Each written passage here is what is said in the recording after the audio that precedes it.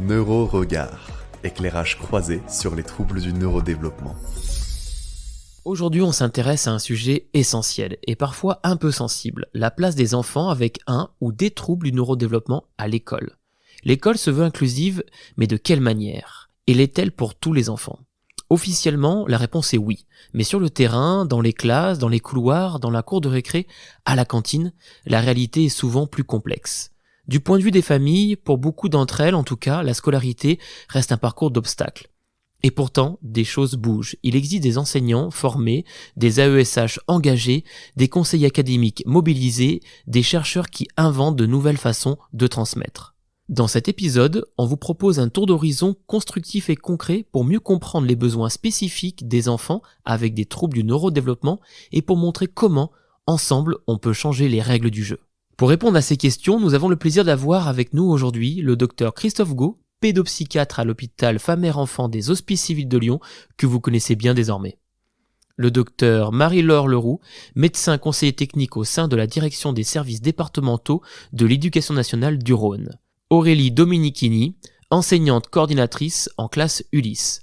Sophie Martinez, accompagnante d'élèves en situation de handicap, AESH, dans une école primaire et un collège à Lyon. Alice Gomez, enseignante chercheuse au Centre de recherche en neurosciences de Lyon et formatrice à l'Institut national supérieur du professorat et de l'éducation de l'Académie de Lyon. Marianne, maman de Louane, et Jocelyne, maman de Mathis, qui ont été accompagnées par une AESH au sein d'une classe Ulysse. On commence tout de suite avec le docteur Christophe Gault, qui va revenir sur un idéal, l'école est inclusive pour tous. Allons-y, docteur Gault, je vous laisse donc la parole. Merci Nicolas pour cette introduction. En effet, on entend souvent que l'école est inclusive et accueille tous les enfants. Et sur le papier, c'est vrai, l'école publique accueille tout le monde. Mais il faut sans doute un pas de plus pour cet accueil inconditionnel conduise à une juste compréhension, un accompagnement parfaitement adapté et individualisé. Comme cela est vrai dans toute institution, le problème d'une école inclusive se construit au fil du temps, sur le terrain, en y pensant et en discutant. Et une telle construction, ça commence par la compréhension des besoins spécifiques. Quand un enfant présente un trouble du neurodéveloppement, qu'il est un TDAH, un TSA, des troubles 10 ou un trouble du développement intellectuel, il ne suffit pas de le faire entrer dans la classe. Il faut pouvoir reconnaître ses besoins spécifiques, adapter les consignes, anticiper ses réactions, aménager son environnement, et tout cela nécessite une formation solide, une coordination étroite entre les professionnels de l'éducation, de santé et les parents. L'école avance vers l'inclusion, mais le chemin n'est pas encore achevé. Raison pour laquelle il est indispensable de mieux comprendre les TND, former ceux qui enseignent et soutenir ceux qui accompagnent. C'est tout l'objet de cet épisode. Merci pour cette mise au point, on l'a compris. Parler d'inclusion, ce n'est pas brandir un principe abstrait, c'est s'interroger sur les conditions concrètes qui permettent à chaque élève d'apprendre, de progresser et de trouver sa place. Justement, pour mieux comprendre ce qui se fait aujourd'hui sur le terrain, on a tendu le micro à plusieurs acteurs clés de l'école inclusive. On commence tout de suite avec notre premier invité. Bonjour Dr Leroux, vous êtes médecin conseiller technique au sein de la direction des services départementaux de l'Éducation nationale du Rhône. Pour commencer, pouvez-vous nous expliquer en quoi consiste votre rôle et celui de l'Éducation nationale dans l'accompagnement des enfants avec troubles du neurodéveloppement ? Bonjour Nicolas. Eh bien, mon rôle en tant que médecin de l'Éducation nationale, comme celui d'autres professionnels de l'école, est de participer au repérage des élèves qui présentent des besoins éducatifs particuliers, dont font partie les élèves ayant des troubles du neurodéveloppement, et de contribuer à l'accompagnement de leur scolarité. Depuis la loi de 2005, l'école a profondément évolué. On est passé d'une logique d'intégration à une logique d'inclusion. Cela signifie que c'est à l'école de s'adapter à l'élève et non l'inverse. Cette mission mobilise toute la communauté éducative, dont tous les enseignants spécialisés, les AESH, les inspecteurs pour l'école inclusive, les enseignants référents et les psychologues, infirmiers, médecins de l'éducation nationale, entre autres. Alors on comprend donc que de nombreux professionnels sont mobilisés, mais très concrètement, comment ces troubles peuvent-ils être repérés dès l'école et quels sont les premiers leviers d'action ? Le repérage peut se faire très tôt, dès la maternelle, grâce notamment au bilan de santé. À 3-4 ans, ce sont les services de PMI qui interviennent, puis à partir de 5 ans, ce sont les médecins et infirmiers de l'éducation nationale. Ces bilans ne cherchent pas seulement à vérifier l'état de santé, la vision, l'audition. Ils évaluent également le développement du langage de l'enfant dans toutes ses composantes, mais aussi ses capacités d'attention, sa motricité. Ils peuvent être proposés à tout moment de la scolarité. Ensuite, si un ou des troubles sont dépistés, on accompagne les familles vers un diagnostic, des soins, des rééducations, voire un dossier MDPH si c'est nécessaire. Et nous travaillons avec les enseignants pour adapter, aménager la scolarité. Et bien justement, quels sont les dispositifs principaux à disposition des enseignants et des familles ? Il en existe plusieurs. Ils peuvent être mobilisés progressivement en fonction de la nature et de la durée des difficultés rencontrées par l'élève. Dès les premières difficultés scolaires repérées, on peut s'appuyer sur un PPRE, un programme personnalisé de réussite éducative. Mis en place par les enseignants, ce PPRE propose des aides pédagogiques ciblées pour permettre à l'enfant d'acquérir des connaissances et les compétences attendues. Dans le premier degré, les enseignants travaillent souvent avec le soutien du RASED, le réseau d'aide spécialisée aux élèves en difficulté. C'est une étape très importante pour distinguer ce qui relève d'une difficulté temporaire d'un trouble durable, comme par exemple un trouble spécifique des apprentissages. Si les difficultés persistent dans le temps, on peut alors mettre en place un PAP, un plan d'accompagnement personnalisé qui s'adresse aux élèves présentant des troubles durables mais sans reconnaissance de handicap. Ce PAP permet d'adapter les pratiques pédagogiques et d'aménager certains aspects de la scolarité, par exemple en oralisant, reformulant les consignes, en adaptant les supports pédagogiques et en aménageant les évaluations. Quand les troubles ont un retentissement plus important dans le quotidien de l'élève, les familles peuvent alors solliciter l'école et demander un GEVASCO. Le GEVASCO est un guide d'évaluation des besoins de compensation en matière de scolarisation. Cet outil permet d'analyser en profondeur toutes les difficultés rencontrées par l'élève et ses besoins. Les parents peuvent alors solliciter la MDPH qui peut reconnaître une situation de handicap et dans ce cas, notifier un PPS, un plan personnalisé de scolarisation. Ce PPS, au-delà des aménagements pédagogiques, peut proposer différentes compensations, du matériel adapté, l'attribution d'une aide humaine, une AESH, l'accompagnement par une structure médico-sociale, un CESAD par exemple, ou encore une orientation vers un dispositif ULIS, qui est une unité localisée pour l'inclusion scolaire et qui permet une scolarisation adaptée dans l'école ou l'établissement dans lequel ce dispositif est implanté. Enfin, pour les examens comme le brevet des collèges, les baccalauréats, les BTS, CAP, concours, des aménagements sont également possibles, comme un tiers-temps supplémentaire ou des pauses dans la limite d'un tiers-temps, la présence d'un secrétaire qui va lire et ou écrire à la place du candidat, la possibilité de passer une épreuve dans une salle à part ou à faible effectif, ou encore l'utilisation d'un ordinateur ou la possibilité de donner des sujets adaptés comme la dictée aménagée au brevet des collèges par exemple. L'objectif de tous ces dispositifs et aménagements, c'est de permettre à l'élève d'avoir accès aux apprentissages et d'être évalué sur ses connaissances en contournant les difficultés liées aux troubles. Et malgré ces différents dispositifs, on constate qu'il reste des difficultés sur le terrain. Pouvez-vous nous préciser lesquelles sont les plus fréquentes aujourd'hui ?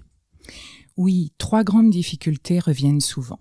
D'abord, l'accès aux soins et aux diagnostics, qui peut être long, notamment dans certains territoires. Ensuite, les délais de traitement des dossiers MDPH qui n'aboutissent parfois qu'après la rentrée scolaire suivante. Et enfin, il faut le dire, la réalité des classes. Faire du sur-mesure dans une classe hétérogène, ce n'est pas simple. Mais on progresse. D'importantes collaborations se renforcent entre l'éducation nationale, les professionnels de santé hospitaliers et libéraux et les structures médico-sociales. Actuellement, des équipes mobiles hospitalières, les CESAD interviennent directement au milieu scolaire. Des unités d'enseignement très spécifiques portées par des établissements médico-sociaux sont implantées dans des écoles et des collèges. Donc la clé, c'est vraiment le travail en réseau, hein. Absolument. Ce travail en partenariat est essentiel car il permet non seulement d'accompagner les élèves, mais aussi de former, de sensibiliser les enseignants à mieux comprendre les TND. L'objectif commun de l'ensemble de ces acteurs est vraiment de permettre à chaque élève de construire un parcours scolaire abouti en s'appuyant sur ses forces et en s'adaptant à ses besoins. Merci à vous, Dr Leroux, pour cet éclairage sur les dispositifs existants et les enjeux systémiques. On l'a entendu, faire de l'école un lieu d'inclusion réel, c'est possible, mais cela repose sur des ajustements concrets, au plus près du terrain. Alors justement, allons maintenant voir ce qui se passe en classe au quotidien. Aurélie Domenichini est enseignante spécialisée dans une unité Ulysse dédiée aux élèves avec un trouble du spectre de l'autisme. Elle accompagne ses élèves au sein d'une école publique et elle va nous raconter ce que cela signifie très concrètement, enseigner dans une logique inclusive. Aurélie, bonjour, je vous laisse la parole pour nous présenter votre rôle auprès de ces élèves aux besoins si spécifiques. Bonjour Nicolas et merci pour cette invitation. Alors mon rôle à l'école est vraiment multiple. J'accompagne 8 élèves avec un trouble du spectre de l'autisme, scolarisés dans leur classe d'âge. Ils passent une partie de la journée avec leurs camarades dans la classe pour les apprentissages et une autre partie avec moi dans le dispositif Ulysse pour des temps plus adaptés ou des pauses si besoin.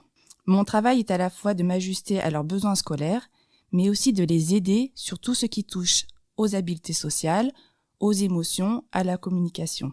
Par exemple, apprendre à jouer à tour de rôle, exprimer ce que l'on ressent. Et au-delà des élèves du dispositif, vous travaillez aussi avec d'autres acteurs de l'école ? Oui, et il y en a beaucoup. Je collabore avec les enseignants, la direction, les AESH, le périscolaire, mais aussi et bien évidemment avec les familles, et sans oublier les partenaires comme les orthophonistes, les ergothérapeutes, les éducateurs, qui accompagnent également les enfants avec un trouble du neurodéveloppement. L'inclusion, au final, ce n'est pas juste l'affaire d'une personne, c'est un vrai travail d'équipe. Je peux aussi intervenir comme personne ressource auprès des autres classes, observer, proposer des aménagements pour des élèves à besoins éducatifs particuliers. On organise également des actions de sensibilisation alors auprès des enfants avec les super copains qui deviennent des tuteurs et auprès des adultes avec par exemple des conférences pour expliquer ce qu'est l'autisme et sensibiliser l'ensemble des parents ou encore les animateurs de la cantine. Justement, parlons un peu des aménagements concrets. Qu'est-ce qui peut vraiment faire la différence au quotidien pour ces élèves ? Eh bien, tout un tas de choses simples mais efficaces.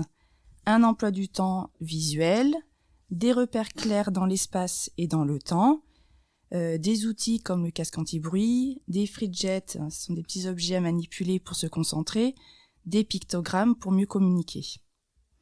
On utilise aussi des supports adaptés, des fiches plus claires, des groupes de travail plus petits, ou encore des temps aménagés selon la fatigue des élèves.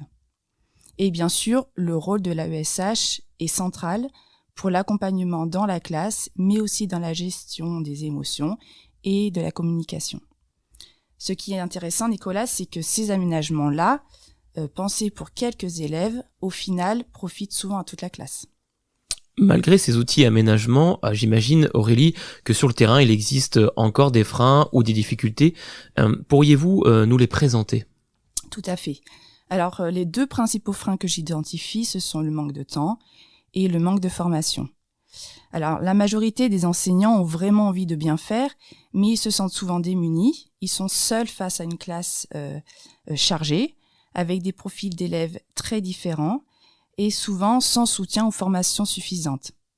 C'est aussi le cas pour les AESH et les animateurs de la cantine. On parle souvent de formation théorique ou générale, mais ce n'est pas suffisant.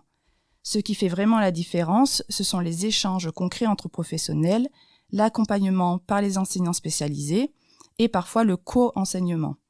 C'est un vrai levier, mais encore trop peu développé. Mon rôle en tant qu'enseignante spécialisée, c'est justement aussi d'être personne ressource. Soutenir mes collègues, leur proposer des pistes concrètes, des outils adaptés et avancer avec eux.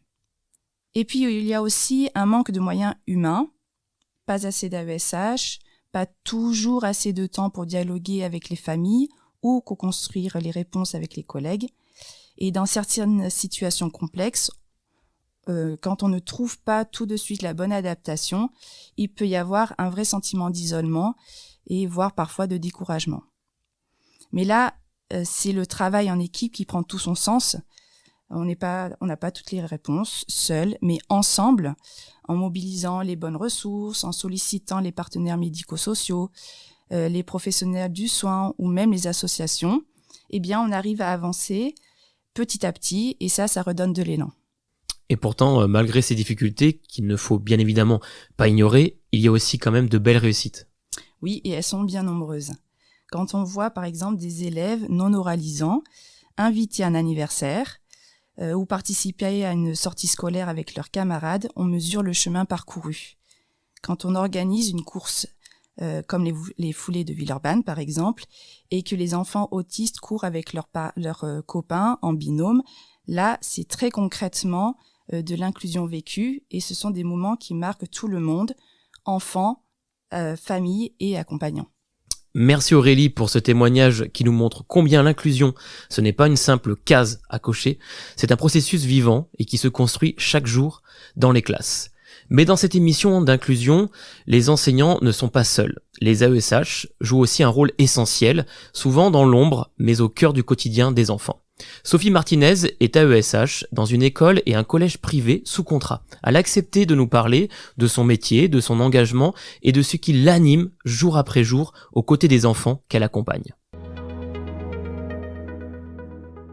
Bonjour Sophie, une première question avant de parler de votre rôle au quotidien.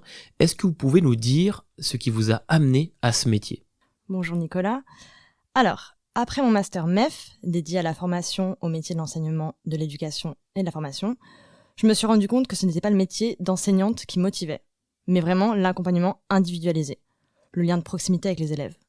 J'ai travaillé avec des publics très divers, dont des personnes en situation de handicap. Et c'est là que j'ai compris que je voulais être au plus près de ceux qui en ont le plus besoin. Le métier d'AESH s'est imposé naturellement. Ce n'est pas pour le salaire que je le fais, clairement, mais pour le sens que ça donne à mes journées. J'ai l'impression d'être vraiment utile, ça a du sens. Alors vous accompagnez notamment des enfants avec un trouble du neurodéveloppement. Concrètement, en quoi consiste votre rôle au quotidien avec eux ? Je dirais que mon rôle, c'est d'être un soutien global. Avec un enfant qui a notamment un TDAH et d'importants troubles anxieux, par exemple, je vais l'aider à fragmenter les tâches, à comprendre les consignes, à se recentrer. En évaluation, je peux juste lui rappeler qu'il a le temps, que ça va aller. Et parfois, c'est suffisant pour baisser la pression. Je suis aussi là pour adapter l'environnement, ranger le matériel de façon plus lisible, proposer des repères visuels, des pauses actives si besoin. Mais l'objectif, c'est surtout de ne pas me rendre indispensable.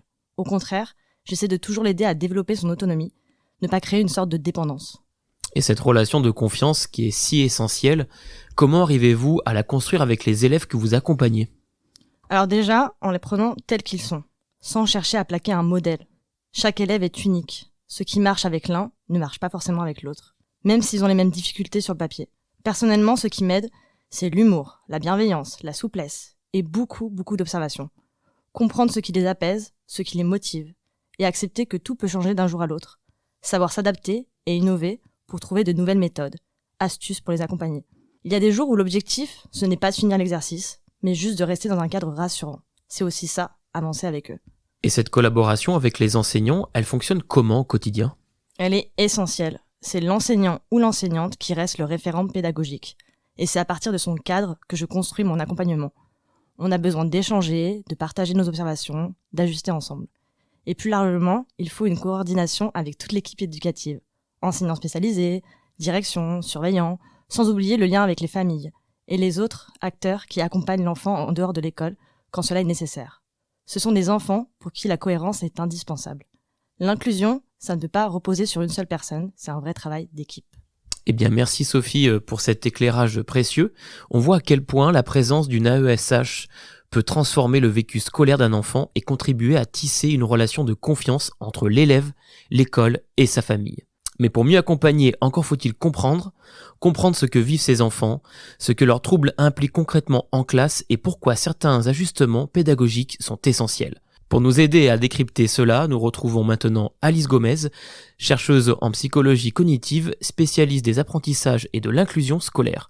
Elle va nous expliquer de manière bien très accessible comment les troubles du neurodéveloppement, en particulier la dyspraxie, influencent les apprentissages et comment on peut mieux y répondre grâce à la recherche. Bonjour Alice Gomez, vous êtes enseignante chercheuse au Centre de recherche en neurosciences de Lyon et formatrice à l'Institut national supérieur du professorat et de l'éducation à l'INSPE de Lyon, spécialisée notamment dans les liens entre neurodéveloppement et apprentissage scolaire.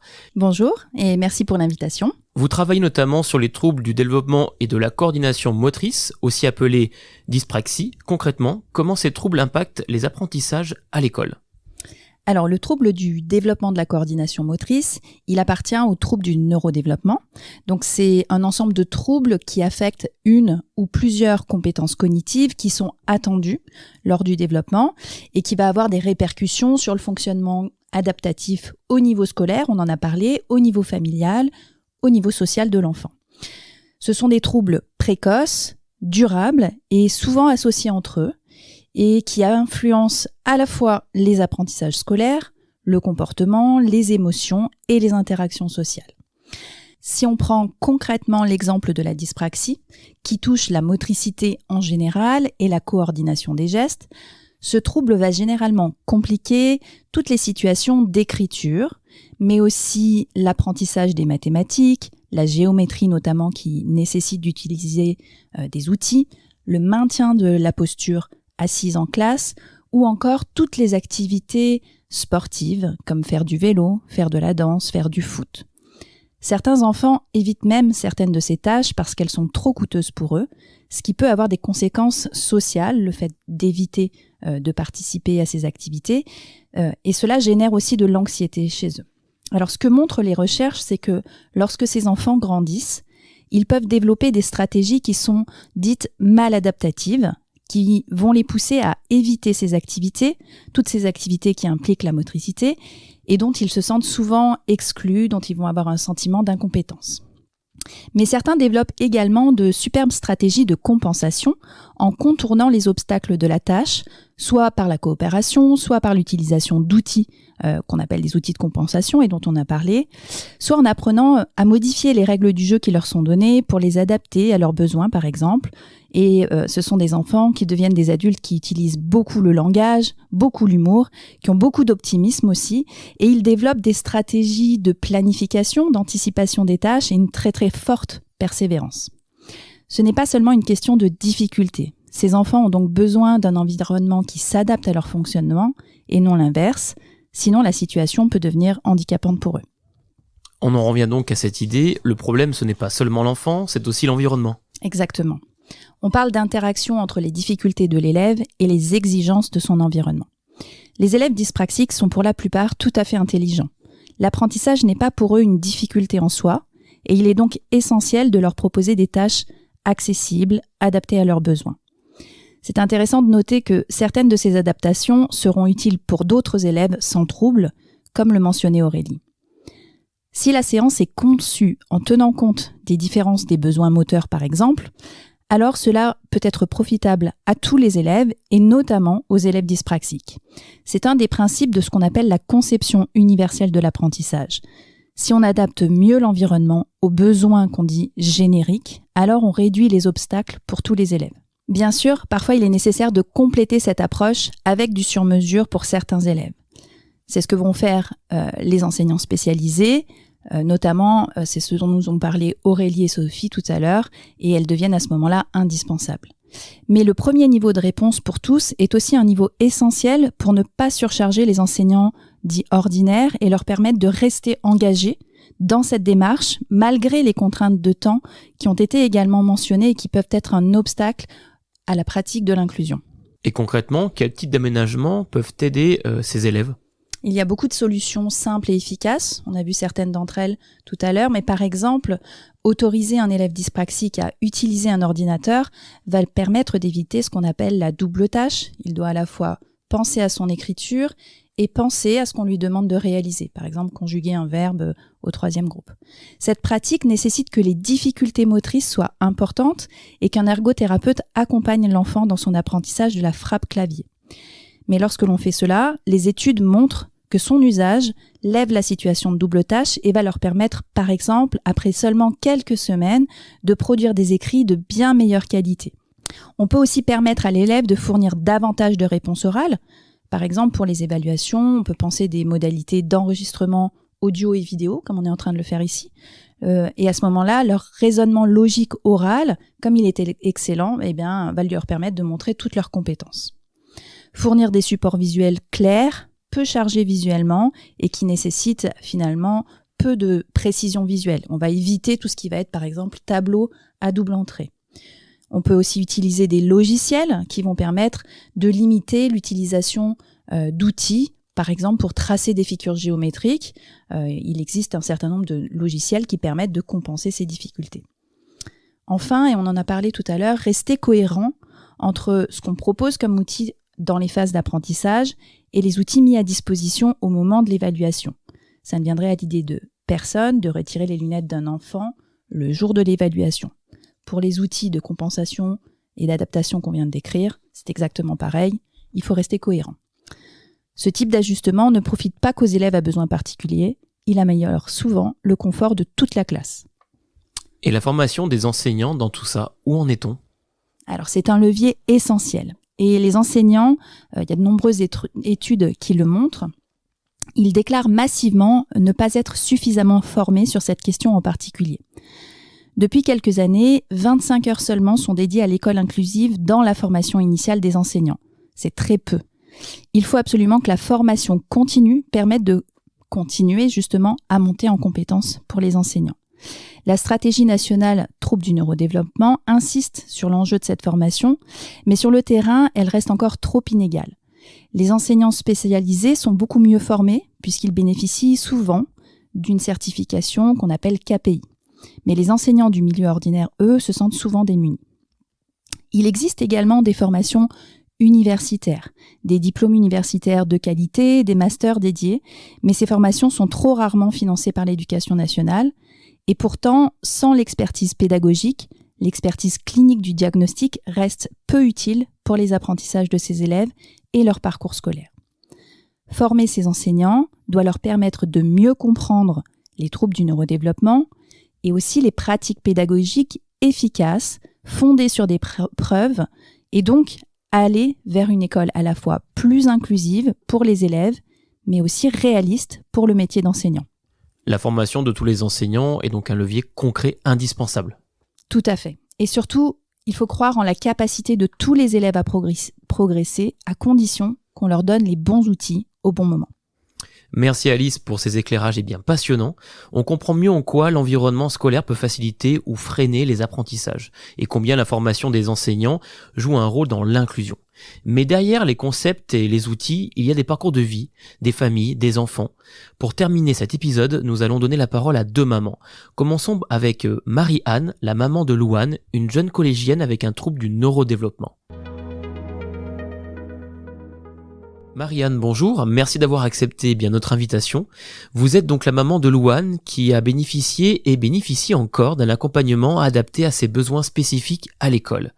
Est-ce que vous pouvez nous raconter comment vous avez vécu les débuts du diagnostic ? Bonjour Nicolas. Alors quand on a appris que Louane présentait un trouble du neurodéveloppement, tout s'est un peu bousculé. Il y a eu beaucoup d'interrogations, de démarches. Entre les rendez-vous médicaux, l'administratif et surtout les questions autour de sa scolarité. Ce qui nous inquiétait le plus, c'était est-ce qu'elle va pouvoir apprendre, s'épanouir, comme les autres enfants, quoi. Et comment s'est passée son entrée à l'école ? En CP, on a eu une notification MDPH et Louane a pu intégrer une classe Ulysse. Elle était accompagnée par une AESH collective, Géraldine. Et là, ça a tout changé. Géraldine a pris le temps de l'observer, de la comprendre, de construire une vraie relation. À la fois avec elle, avec l'enseignante et avec nous, les parents. Elle n'était pas juste une présente à côté de notre fille. Elle faisait vraiment partie de l'équipe. Et cette AESH est-elle restée longtemps auprès de votre fille ? Oui, toute la primaire. Pendant 5 ans, Louane a eu la même AESH. Cette stabilité, ça a été un réel cadeau. Géraldine l'a aidée à progresser, à gérer ses émotions, à prendre confiance en elle. Et pour nous, parents, c'était un soulagement. On savait que notre fille était bien entourée, nous étions en confiance. Et aujourd'hui au collège, comment ça se passe ? Elle est toujours en classe Ulysse, mais au collège, toujours avec une AESH, Nelly cette fois-ci. On retrouve le même cadre rassurant. Et franchement, sans ce type d'accompagnement humain, je ne pense pas que Louane aurait pu vivre aussi bien cette transition. L'environnement du collège, les apprentissages, le regard des autres, tout ça c'est beaucoup. Mais quand on est bien accompagné, ça change tout. Qu'est-ce que vous aimeriez dire aux parents qui, comme vous à l'époque, sont peut-être inquiets ou se sentent un peu seuls ? D'abord, qu'ils ne sont pas seuls. L'école peut devenir un lieu d'inclusion et de confiance, quand les bons liens se tissent. Les AESH font un travail incroyable, souvent dans l'ombre, mais tellement essentiel pour nos enfants avec des besoins spécifiques. Alors je dirais aux parents qui nous écoutent, croyez en votre enfant, croyez en l'équipe qui l'entoure, et surtout, chaque petit pas est une vraie victoire. Merci Marianne pour ce témoignage plein d'espoir qui nous rappelle à quel point l'accompagnement humain peut faire toute la différence dans un parcours scolaire d'un enfant. Mais certaines familles ont dû se battre plus longtemps pour que les besoins de leur enfant soient compris et respectés. C'est le cas de Jocelyne, maman de Mathis, aujourd'hui en 3e Ulysse, qui a accepté de revenir sur leur parcours parfois compliqué, l'annonce du diagnostic, mais aussi mettre en lumière les belles rencontres et les avancées concrètes. Bonjour Jocelyne, merci d'avoir accepté de partager votre expérience. Pour commencer, pouvez-vous nous raconter les premiers pas de Mathis à l'école ? Avec plaisir, Nicolas, bonjour. Mathis est arrivé en France en 2016, il avait alors 5 ans et demi. Nous l'avons adopté en Russie, il a intégré la moyenne section d'une école maternelle juste après les vacances de février. Il ne parlait pas du tout français, mais comprenait très bien ce qu'on lui disait. Au bout de 6 mois, la barrière de la langue avait disparu. Et grâce à l'implication des enseignants et de la directrice, son intégration s'est très bien passée. Nous avons évoqué au début de notre échange un diagnostic posé peu de temps après. Que pouvez-vous nous en dire ? Mathis était suivi par un médecin spécialiste de l'adoption qui, tout de suite, lui a fait passer une batterie de tests. Il nous a ensuite orientés vers un autre médecin spécialiste du syndrome d'alcoolisation fœtale, le SAF, qui a confirmé le diagnostic. Mathis a commencé un traitement médicamenteux et était déjà suivi par un psychomotricien qui nous a beaucoup aidés. Le diagnostic n'a pas changé radicalement notre quotidien, mais il a permis de mieux comprendre certaines difficultés. Et ensuite, comment s'est passé son parcours scolaire ? En primaire, Mathis était scolarisé en région parisienne jusqu'en CE1. Il avait une AESH individuelle, Albina, qui a été géniale. Elle avait une vraie relation de confiance avec elle. Ensuite, nous avons déménagé en région lyonnaise et là, ça a été très difficile. Il ne se sentait ni compris ni accueilli. On a même dû nous battre pour qu'il bénéficie réellement d'une AESH, alors même que la MDPH lui en avait pourtant attribué une. Vous avez donc envisagé d'autres solutions ? Oui. En CM1, nous avons fait le choix d'une école privée pour enfants atypiques et ça s'est super bien passé. Il a pu finir sa primaire sereinement. Ensuite, au collège en 6e, il était en classe Ulysse avec l'aide d'une AESH. Viviane, aussi géniale qu'Albina. Malheureusement, il est rapidement devenu le mouton noir en raison de ses troubles du comportement. Il a changé plusieurs fois d'établissement, école spécialisée, MFR, petit collège à effectif réduit. Puis, on a dû faire école à la maison à temps partiel pendant un temps. Depuis la rentrée, il est enfin dans une classe Ulysse où il se sent plutôt bien. Quels ont été les moments les plus marquants dans ce parcours ? Il y a eu de très belles rencontres. Grégory, son psychomotricien, Albina et Viviane, ses AESH, mais aussi des enseignants, une assistante sociale qui nous a orientés vers une hospitalisation en institut de santé mentale. Là-bas, son traitement a pu être adapté et il en est ressorti plus apaisé. Et aujourd'hui, comment va Mathis ? Il est en 3e Ulysse avec un emploi du temps aménagé. Il a une référente Ulysse, une équipe à l'écoute. Son grand moteur, c'est le sport, surtout le BMX. Il fait partie d'un club et ça lui fait beaucoup de bien, notamment pour la confiance en soi. Ça fait partie de son équilibre. Jocelyne, en tant que maman, qu'avez-vous appris de ce parcours ? La patience et l'importance de ritualiser les tâches au quotidien. J'ai aussi appris à repérer les moments où il a besoin de se défouler, de se recentrer. Et que diriez-vous justement à d'autres familles dans la même situation ? Ne surtout jamais rien lâcher. On se sent parfois seul, mais il ne faut pas baisser les bras. Et quel message aux équipes scolaires et aux institutions vous souhaiteriez faire passer ? De faire un réel effort pour comprendre le handicap invisible et mettre en place des dispositifs d'accompagnement adaptés. Ce sont des enfants très sensibles, des éponges à émotions. Ils ressentent tout. et ce qu'ils veulent avant tout, c'est être acceptés tels qu'ils sont. Merci beaucoup Jocelyne pour votre témoignage, aussi sincère que précieux, et un grand merci à toutes les Géraldine, Nelly, Albina, Viviane ou encore Sophie qui accompagnent chaque jour ces enfants extraordinaires. On sent combien l'accompagnement humain, celui d'une AESH, d'une enseignante, d'une équipe attentive, peut transformer le quotidien et ouvrir le chemin vers l'inclusion. Pour refermer cet épisode, retrouvons le docteur Christophe Gau qui va nous rappeler que l'école inclusive n'est pas une utopie, mais un projet concret, exigeant et surtout collectif. En effet, Nicolas, tout au long de cet épisode, on l'a vu. L'école inclusive n'est pas un idéal lointain. C'est une construction collective, nécessairement patiente et qui a besoin de concret. Former, coopérer, adapter et s'adapter, c'est transformer la manière d'enseigner et de comprendre les élèves. Et pour cela, chaque geste compte, qu'il vienne d'un ou une enseignante, AESH, parents ou soignants. Comprendre les TND, c'est faire évoluer l'école, et ça commence maintenant. Vous venez d'écouter Neuroregard, la série de podcasts qui donne la parole au parcours singulier, une production Fine HCL. On se retrouve en 2026 pour un nouvel épisode avec d'autres voix, d'autres éclairages et toujours la même volonté, faire entendre les parcours singuliers.